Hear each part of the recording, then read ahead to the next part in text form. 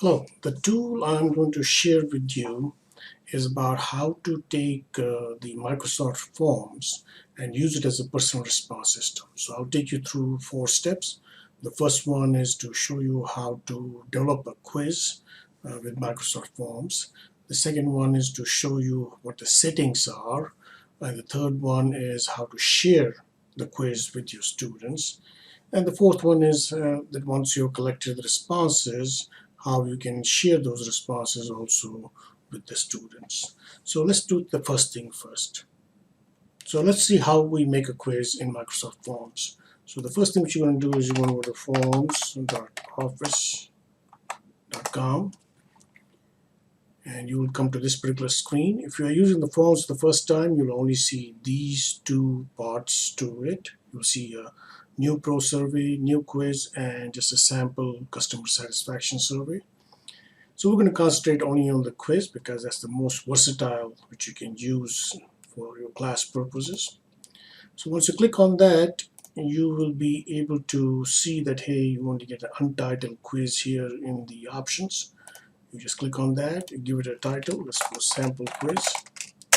So I'm going to show you the different options which are available. So when you add new, it's simply asking you to add a new type of question. You can have a choice, multiple choice question. You can have a question where the students are going to enter the text, or you can simply be rating something.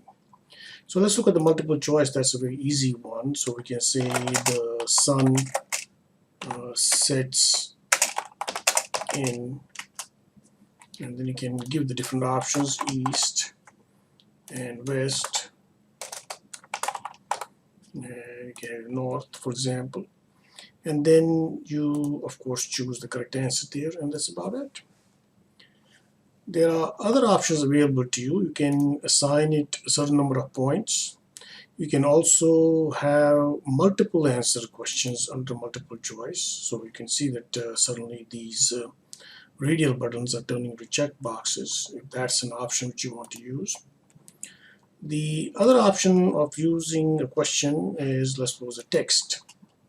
And this works out very well because if you simply want the students to be able to just give the numbers rather than choosing from a multiple choice set, you can see that how students are thinking.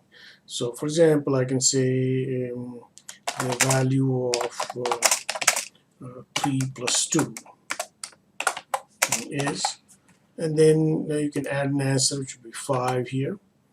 You can also restrict it. So if you go here, you can conduct some restrictions on the answers, and you can say, hey, it needs to be a number, it needs to be something greater than or greater than equal to.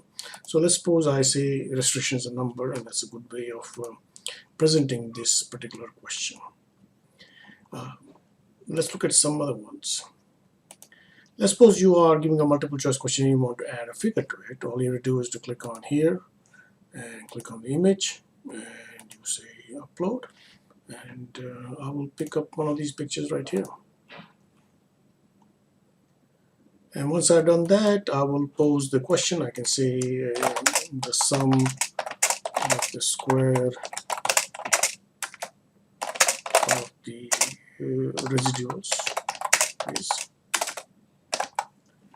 And one of the options available with the figure here is that you can make it bigger size, which I generally do because it's more visible.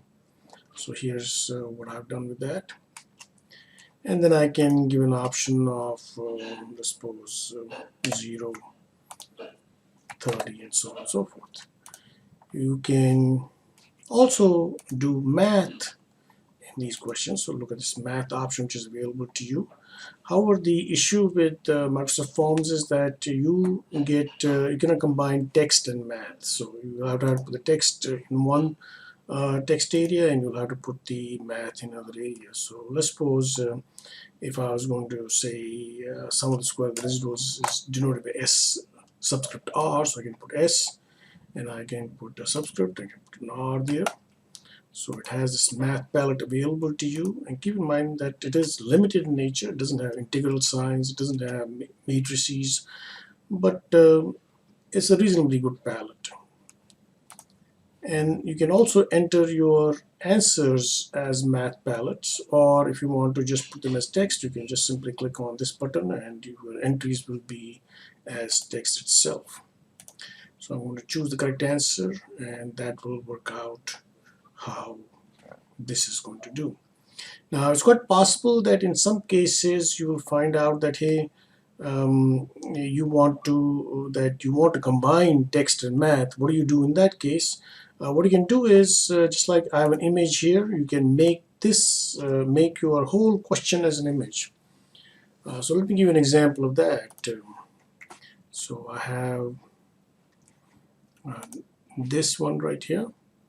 So here what I did was I had one question like this one, where this is A, B, C, D option. It doesn't show A, B, C, D here, but it should have been A, B, C, D right here. And what I did was I did everything in Word and used the equation editor of Word, and then I saved this amount of text as an image and simply pasted the image here. And then the options are simply answers A, B, C, or D, and you can still get the same. You can do the same thing with any other question. The second part which I want to talk to you about is the settings. What are the settings options? So in order to be able to do the settings, all you have to do is to go here and click on settings. The options are very simple, that you can choose that the responders can see the results after they have reviewed their answers manually. So you can turn it on or you can turn it off. I generally keep it on so that they can immediately see what they got right and what they got wrong. Who can fill out the form? Again, I choose anyone with a link can respond, as opposed to, choose only people in my organization can respond. And since all the students are in our organization, there'll be no issue with choosing that as an option. And then, of course, this option has to be turned on, accepting responses. Then, of course, I put a start and end date, which coincides with the class time. I don't use the option of shuffling questions, because then the discussion which you're going to have after you have conducted this particular quiz is going to be a little bit is going to have issues where people will not be able to follow which question was which one. So that's the thing about the settings. The next thing which I want to talk to you about is about sharing. How do you share the quiz with the students? So all you have to do is you can you get a link, and all you have to do is just copy it, and you'll be able to send it to the students in an email. What I generally do is, since I'm using Blackboard Ultra to conduct my synchronous classes, I put it in the chat box and people are able to click on that. Now, if you don't want students to be using their computer to take the quiz, because you want to keep it unoccupied, you can simply use the QR code. So you get a QR code by just simply clicking on here. You can save the image, or you can simply show this to the students, whether you are putting it right here in the quiz itself when you are using Blackboard Ultra or any other viewing system or Microsoft Teams. And they can simply use the camera option on their phone to get the quiz going. There are other couple of options available where you can embed the code to the quiz, or you can send it in email, which is right here. So that takes care of the how do you share the quiz. Next, we talk about how do we do so once the students have taken the quiz, how do we figure out the responses to those quizzes. So all you have to basically do is simply click on the responses. As an instructor, you will get that. I'll show you that how each person has responded to the different questions which you have asked them. You can even download these responses in an Excel file if you want to. And you can now have a discussion with the students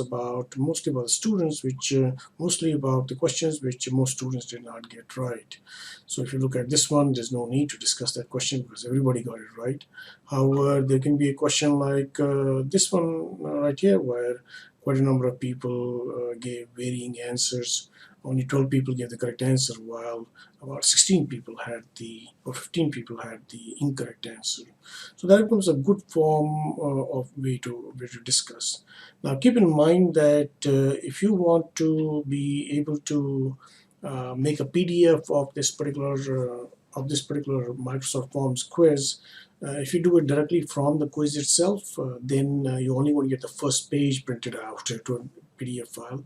So one of the ways to circumvent that problem is to take the same code which you gave to the student. So for example, here, if I copy this and when you give that, you can just simply now PDF the whole thing. So that's one of the tricks which I learned the hard way. So once that's done, then it is just a question of you being able to discuss with your students what's working and what's not working. I have made a blog on how to use the Microsoft Forms as a personal response system, especially for STEM instructors.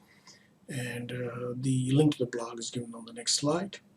I hope you like this tool and use it. And if you have any questions, just email me at kaw@usf.edu, and we can talk some more about it. Thank you for your time.